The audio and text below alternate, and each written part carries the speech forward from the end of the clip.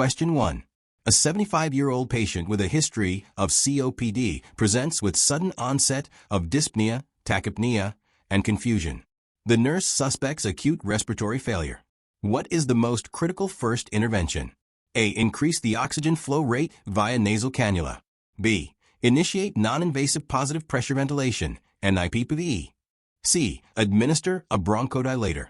D. Obtain arterial blood gas ABG results. Answer. B. Initiate non-invasive positive pressure ventilation, NIPPV. Rationale. NIPPV is the preferred initial treatment in patients with acute respiratory failure due to COPD exacerbation. It improves oxygenation and reduces the work of breathing. While oxygen administration is necessary, NIPPV is more effective in this scenario. Question 2. A patient in the ICU with severe sepsis is receiving broad-spectrum antibiotics. Their blood pressure remains low despite IV fluid resuscitation. What is the most appropriate next step in management? A. Administer a vasopressor, such as norepinephrine. B. Increase the IV fluid rate further. C. Add a second antibiotic regimen. D. Prepare for mechanical ventilation. Answer. A. Administer a vasopressor, such as norepinephrine. Rationale. In severe sepsis, vasopressor therapy is indicated to restore perfusion to vital organs when hypotension persists despite adequate fluid resuscitation. Adding antibiotics and increasing fluids may be necessary, but vasopressors take priority to maintain organ perfusion. Question 3. A 60-year-old patient with a history of congestive heart failure, CHF, presents with acute pulmonary edema and oxygen saturation of 85%. Which intervention should the nurse implement first? A. Administer furosemide IV. B. Place the patient in a high Fowler's position. C. Start a continuous IV infusion of morphine. D. Administer oxygen via non-rebreather mask. Answer. B. Place the patient in a high Fowler's position. Rationale. High Fowler's position facilitates easier breathing by decreasing venous return to the heart, thus reducing pulmonary congestion. Administering oxygen and medications follows after optimizing the patient's positioning. Question 4. A patient who has undergone a major abdominal surgery is being monitored in the ICU. They develop sudden hypotension, tachycardia, and oliguria. What is the most likely cause? A. Acute myocardial infarction. B. Peritonitis. C. Hypovolemic shock due to hemorrhage. D. Pulmonary embolism. Answer. C. Hypovolemic shock due to hemorrhage. Rationale. Post-surgical patients are at high risk for hemorrhage, which can cause shock. The combination of hypotension, tachycardia, and oliguria suggests inadequate tissue perfusion, likely due to blood loss. Question 5. A patient is admitted with suspected neurogenic shock after a spinal cord injury. Which intervention is the nurse's priority? A. Administer IV fluids and vasopressors. B. Start antibiotics to prevent infection. C. Implement cervical spine immobilization. D. Apply warming blankets to maintain temperature. Answer. A. Administer IV fluids and vasopressors. Rationale. In neurogenic shock, there is a loss of sympathetic tone, leading to hypotension. Fluid resuscitation and vasopressors are necessary to restore blood pressure and maintain perfusion to vital organs. Question 6. A critically ill patient develops an arrhythmia and is unresponsive to medication. Which action should the nurse take next? A. Perform immediate defibrillation. B. Obtain an ECG and notify the physician. C. Increase the infusion rate of antiarrhythmic medications. D. Perform synchronized cardioversion. Answer. A. Perform immediate defibrillation. Rationale. Immediate defibrillation is necessary for life-threatening arrhythmias, such as ventricular fibrillation. Synchronized cardioversion and other treatments are used for different types of arrhythmias, but defibrillation is the first priority in this scenario. Question 7. A patient in the ICU is receiving mechanical ventilation after a motor vehicle accident. The nurse observes the patient's peak airway pressure is rising and the respiratory rate is increasing. What should the nurse assess for first? A. Pneumothorax. B.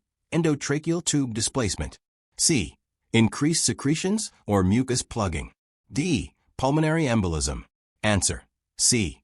increased secretions, or mucus plugging. Rationale: rising airway pressure and increased respiratory effort often indicate airway obstruction, commonly caused by mucus or secretions.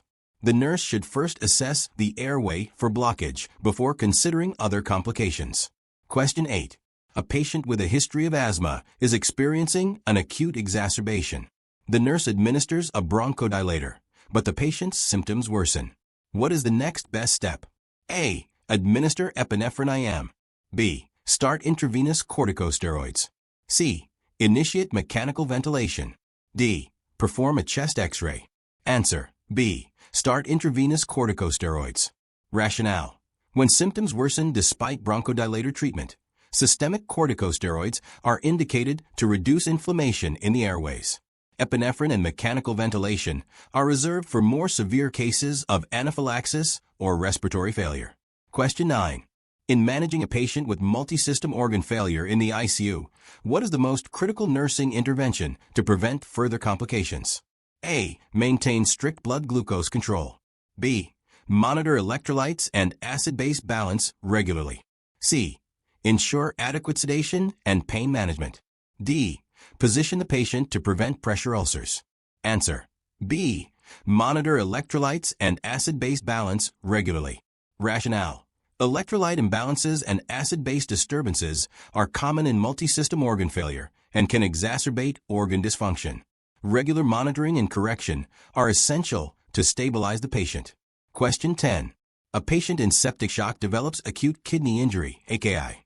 What is the nurse's priority in managing this complication? A. Administer nephrotoxic medications cautiously. B. Monitor urine output and serum creatinine levels. C. Start dialysis immediately. D. Restrict fluid intake. Answer: B. Monitor urine output and serum creatinine levels. Rationale: monitoring urine output and serum creatinine is crucial to assess kidney function in septic shock.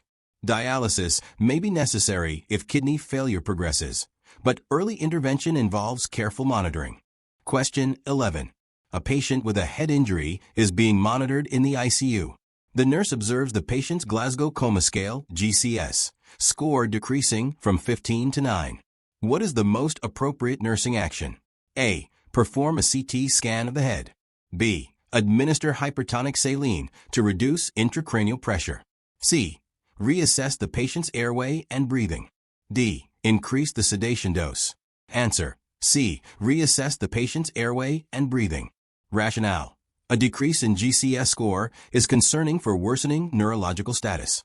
The nurse should prioritize airway and respiratory assessment to prevent further complications, such as hypoxia or aspiration. Question 12. A patient with a tracheostomy tube is receiving mechanical ventilation. The nurse notices the patient has developed subcutaneous emphysema around the neck. What is the most likely cause? A. Pneumothorax.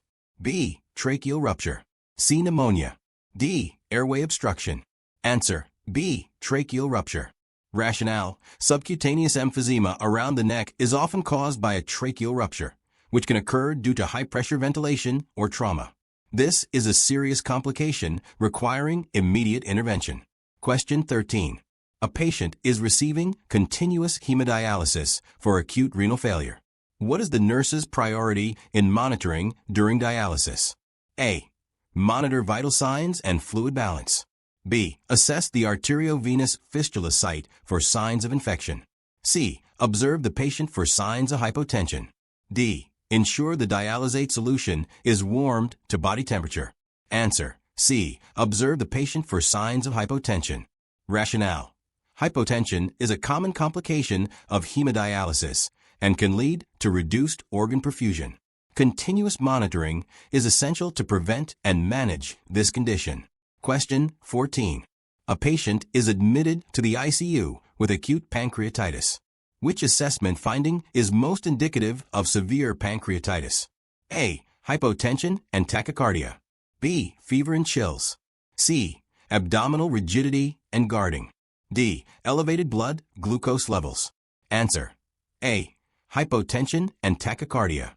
Rationale: severe pancreatitis can lead to shock and organ failure, with hypovolemia causing hypotension and tachycardia. Abdominal rigidity may suggest peritonitis, but the systemic effects are most concerning in this scenario. Question 15. A patient develops acute pulmonary embolism in the ICU. Which of the following is the nurse's priority intervention? A. Administer oxygen therapy. B. Administer thrombolytics. C. Initiate anticoagulation therapy. D. Perform chest compressions. Answer. A. Administer oxygen therapy. Rationale. The priority in managing acute pulmonary embolism is to ensure adequate oxygenation to support tissue perfusion. Thrombolytics and anticoagulants are also important, but secondary to stabilizing oxygenation. Question 16. In caring for a patient with a severe burn injury, which is the most important intervention during the first 24 hours? A. Initiate fluid resuscitation with lactated Ringer solution. B. Administer pain management. C. Apply antimicrobial ointments to the burned areas. D. Prepare the patient for skin grafting. Answer. A. Initiate fluid resuscitation with lactated Ringer solution. Rationale. Fluid resuscitation is the priority in the first 24 hours to prevent hypovolemic shock and organ failure. Pain management and infection control follow, but do not take precedence in this critical early phase. Question 17. A 40-year-old patient with a history of hypertension presents with chest pain and elevated ST segments on the ECG. What is the nurse's first priority? A. Administer aspirin and nitroglycerin. B. Call for emergency cardiac catheterization. C. Start an IV infusion of heparin.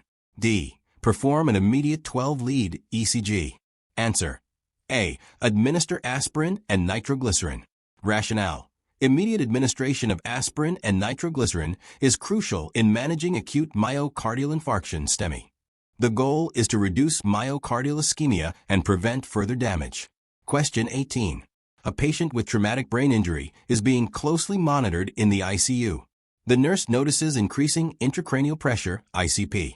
Which intervention is most appropriate? A. Elevate the head of the bed to 30 degrees. B. Administer hypertonic saline. C. Increase sedation levels. D. Prepare for intubation. Answer. B. Administer hypertonic saline. Rationale. Hypertonic saline is used to reduce ICP by drawing fluid out of the brain tissue. Elevating the head of the bed is also important, but secondary to osmotherapy. Question 19. A patient in the ICU with advanced cirrhosis develops sudden confusion and drowsiness. What is the nurse's most likely priority action? A. Administer lactulose to reduce ammonia levels. B. Prepare for liver transplant. C. Administer sedatives to calm the patient. D. Perform a neurological assessment. Answer. A. Administer lactulose to reduce ammonia levels. Rationale. Acute confusion in cirrhosis is often caused by hepatic encephalopathy due to elevated ammonia levels. Lactulose helps reduce ammonia and improve mental status. Question 20. A patient in the ICU requires sedation. Which of the following sedative agents is most appropriate for preventing delirium in critically ill patients? A. Propofol. B. Midazolam.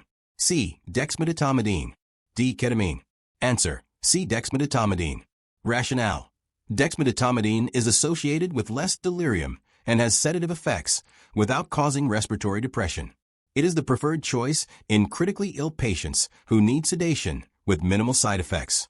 Question 21. A 60-year-old patient with diabetes and hypertension is admitted with acute decompensated heart failure. What is the nurse's priority intervention upon admission? A. Administer diuretics as ordered. B. Place the patient on continuous cardiac monitoring. C. Obtain a 12-lead ECG. D. Prepare for a coronary angiogram. Answer. B. Place the patient on continuous cardiac monitoring. Rationale. Continuous cardiac monitoring is critical in patients with heart failure to detect arrhythmias and assess hemodynamic stability. Diuretics and other interventions follow based on the patient's condition. Question 22. A patient in the ICU is receiving intravenous IV sedation for mechanical ventilation. The nurse observes that the patient is becoming increasingly agitated. What is the first action? A. Administer additional sedation. B. Check the patient's oxygen saturation levels. C. Increase the ventilator settings. D. Check the IV site for patency. Answer. B. Check the patient's oxygen saturation levels. Rationale. Agitation can be a sign of hypoxia or inadequate sedation. The nurse should first check oxygen saturation to rule out respiratory issues before adjusting sedation or ventilation settings. Question 23. A 70-year-old patient is admitted to the ICU after a stroke. Which assessment finding is most concerning for possible complications? A. Dysphagia. B. Nausea and vomiting. C. Hemiparesis. D. Sudden onset of headache. Answer. D. Sudden onset of headache. Rationale. A sudden, severe headache in a stroke patient may indicate increased intracranial pressure or a recurrent stroke. Other findings like dysphagia or hemiparesis are expected after a stroke, but are less immediately concerning. Question 24. A patient with a history of chronic obstructive pulmonary disease, COPD, is admitted with acute respiratory distress. The nurse is preparing to administer a bronchodilator. What is the most important consideration? A. Administer the medication via nebulizer. B. Ensure the patient is sitting upright before administration. C. Monitor for adverse effects, such as tachycardia. D. Administer oxygen prior to bronchodilator administration. Answer. C. Monitor for adverse effects, such as tachycardia.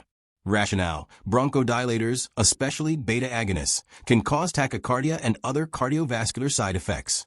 Monitoring these effects is essential to prevent complications, particularly in patients with pre-existing heart conditions. Question 25. A patient with suspected septic shock is being treated with broad-spectrum antibiotics and fluids. What is the nurse's next priority action? A. Start vasopressor therapy. B. Obtain a lactate level. C. Perform a complete blood count, CBC. D. Perform an ultrasound to assess fluid status. Answer. A. Start vasopressor therapy. Rationale. In septic shock, if the patient remains hypotensive despite fluid resuscitation, vasopressors are necessary to restore perfusion.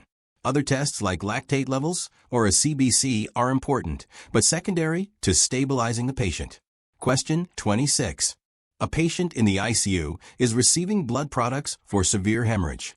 Which intervention should the nurse prioritize to ensure the safety of blood transfusion? A. Monitor the patient for signs of an allergic reaction. B. Obtain vital signs every 30 minutes. C. Verify the blood product with another nurse before administration. D. Administer a diuretic to prevent fluid overload. Answer. C. Verify the blood product with another nurse before administration. Rationale. The verification of blood products with another nurse is a critical safety step to prevent transfusion errors. While monitoring for reactions and other actions are important, correct identification of blood products is the first priority. Question 27. A patient with severe burns is receiving fluid resuscitation. The nurse notes that the patient is becoming increasingly restless and has a urine output of 15 milliliters per hour. What is the next step in management? A. Increase the IV fluid rate. B. Administer pain medications. C. Administer a diuretic. D. Call the physician to assess for compartment syndrome. Answer. A. Increase the IV fluid rate. Rationale. The patient's decreased urine output and restlessness suggest inadequate fluid resuscitation, which is common in the initial 24 hours after severe burns. Increasing the fluid rate is necessary to optimize perfusion and kidney function. Question 28. A critically ill patient develops elevated intracranial pressure, ICP. Which nursing intervention is most appropriate for decreasing ICP? A. Administer mannitol to reduce brain swelling. B. Elevate the head of the bed to 45 degrees. C. Administer hypertonic saline. D. Keep the patient in a flat position to improve venous return. Answer. A. Administer mannitol to reduce brain swelling. Rationale. Mannitol is an osmotic diuretic used to decrease ICP by drawing fluid out of the brain. Elevating the head of the bed is helpful, but secondary to pharmacologic intervention. Question 29. A patient undergoing dialysis presents with hypotension and dizziness. What is the nurse's most immediate priority? A. Increase the dialysate temperature. B. Administer a fluid bolus. C. Slow down the dialysis rate. D. Assess the patient's cardiac status. Answer: B. Administer a fluid bolus. Rationale: hypotension during dialysis is often due to fluid removal. Administering a fluid bolus can help to stabilize the patient. Slowing the dialysis rate and other interventions may be necessary later, but fluid replacement is the first priority. Question 30. A post-operative patient develops sudden shortness of breath, tachycardia, and chest pain 3 days after surgery. What is the nurse's most likely concern? A. Pulmonary embolism. B. Pneumothorax. C. Pneumonia. D. Acute coronary syndrome. Answer: A. Pulmonary embolism. Rationale: the sudden onset of shortness of breath, tachycardia, and chest pain in a post-operative patient is highly suggestive of a pulmonary embolism, especially within the first few days after surgery. Question 31. A patient with liver cirrhosis presents with confusion, asterixis, and hysterexis.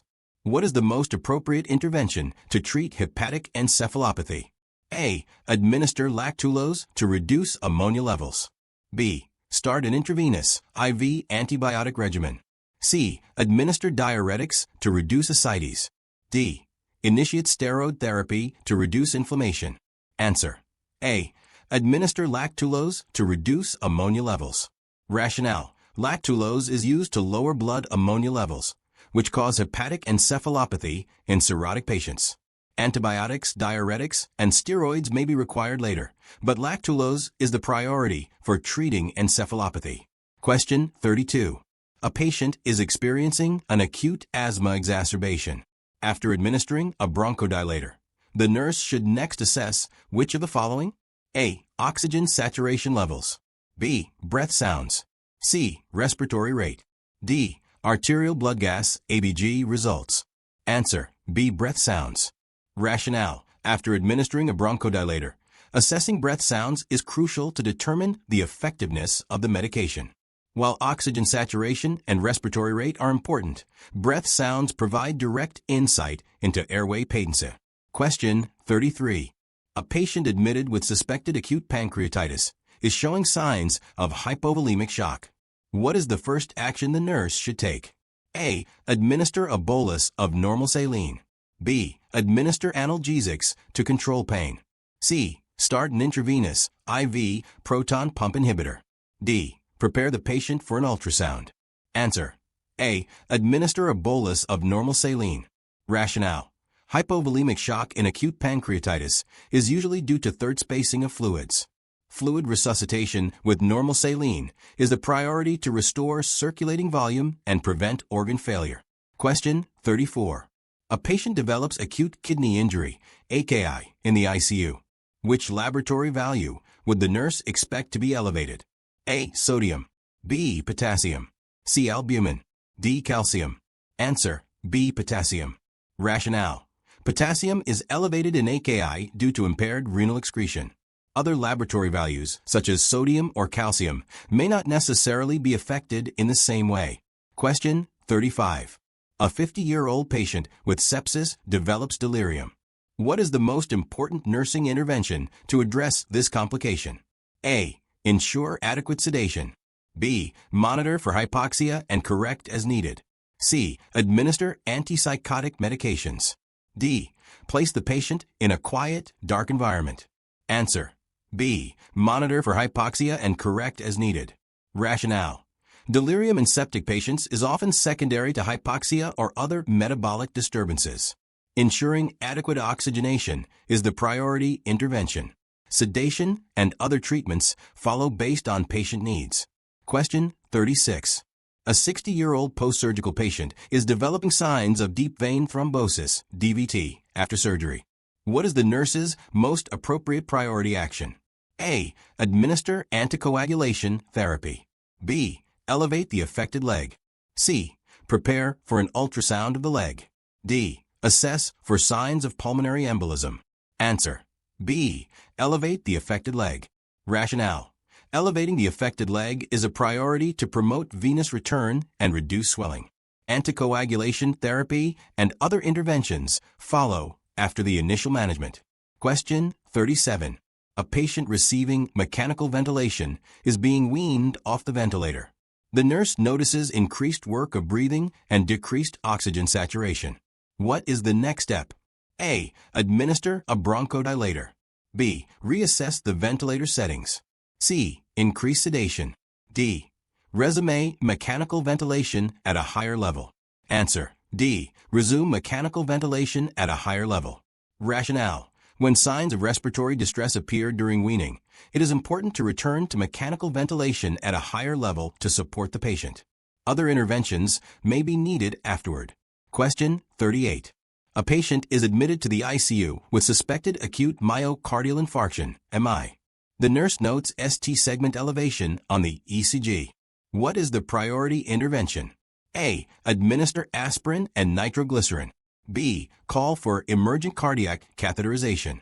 C. Administer a thrombolytic agent. D. Initiate IV heparin therapy. Answer: B. Call for emergent cardiac catheterization. Rationale: the priority in STEMI is emergent coronary angiography and possible percutaneous coronary intervention, PCI, to restore blood flow. While medications like aspirin and nitroglycerin are important, catheterization is the priority. Question 39. A patient who has undergone spinal surgery in the ICU is showing signs of autonomic dysreflexia. What is the first nursing intervention? A. Raise the head of the bed to reduce pressure. B. Loosen any tight clothing or restraints. C. Administer antihypertensive medications. D. Notify the physician immediately. Answer: B. Loosen any tight clothing or restraints. Rationale: autonomic dysreflexia is a life-threatening condition, and the first step is to identify and remove any noxious stimuli, such as tight clothing or restraints, which can trigger the episode. Question 40. A patient in septic shock is developing oliguria despite adequate fluid resuscitation. What is the nurse's next priority action? A. Start an inotropic agent to improve cardiac output. B. Increase the fluid resuscitation rate. C. Initiate renal replacement therapy dialysis. D. Administer vasopressors to restore perfusion. Answer: D. Administer vasopressors to restore perfusion. Rationale: if a patient with septic shock is not responding to fluids, vasopressors are necessary to restore organ perfusion. Renal replacement therapy may be required later, but vasopressors take priority. If you found this video helpful, don't forget to like, subscribe, and share with your fellow nursing students. Hit the bell icon so you never miss an update. See you in the next one. Happy studying.